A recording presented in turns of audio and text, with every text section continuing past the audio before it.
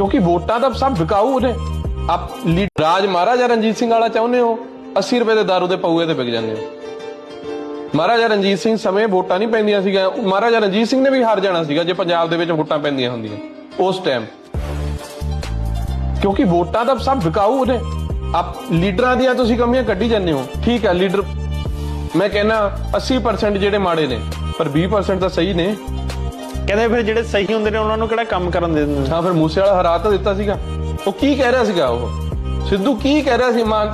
ਮਾਨਸੇ ਦੇ ਲੋਕਾਂ ਨੇ ਉਹਨੂੰ ਤਾਂ ਹਰਾਇਆ ਕਿਉਂਕਿ ਉਹ ਉੱਥੇ ਕੈਂਸਰ ਹਸਪੀਟਲ ਬਣਾਉਣ ਦੀ ਗੱਲ ਕਰਦਾ ਸੀ, ਕਿਉਂਕਿ ਉਹ ਚਾਹੁੰਦਾ ਸੀਗਾ ਕਿ ਇੱਥੇ ਇੱਕ ਵੱਡੀ ਅਕੈਡਮੀ ਖੁੱਲੇ। ਉਹ ਬੋਲ ਰਿਹਾ ਸੀਗਾ, ਯਾਰ ਤੁਸੀਂ, ਮੈਂ ਪਾਰਟੀ ਠੀਕ ਆ, ਜੋ ਮਰਜ਼ੀ ਮੇਰੀ ਪਾਰਟੀ ਹੋਵੇ, ਪਰ ਭਰਾਵੋ ਮੈਂ ਤੁਹਾਡੇ ਵਾਸਤੇ ਕੰਮ ਤਾਂ ਕਰੂੰਗਾ। ਲੋਕਾਂ ਨੇ ਕਿਹਾ ਨਾ ਨਾ ਨਾ, ਇਹ ਤਾਂ ਸਾਡੇ ਪੱਖ ਦੀ ਗੱਲ ਕਰ ਰਿਹਾ, ਦਫਾ ਕਰ ਇਹਨੂੰ, ਤੂੰ 80 ਰੁਪਏ ਦਾ ਪਊਆ ਲਿਆ, ਦਾਰੂ ਪਿਲਾਉਂਗਾ? ਕਹਿੰਦਾ ਹਾਂ ਬਈ ਪਿਲਾਉਂਗਾ, ਤੇਰੀ ਵੋਟ। ਇਹ ਹਾਲ ਆ ਬਈ।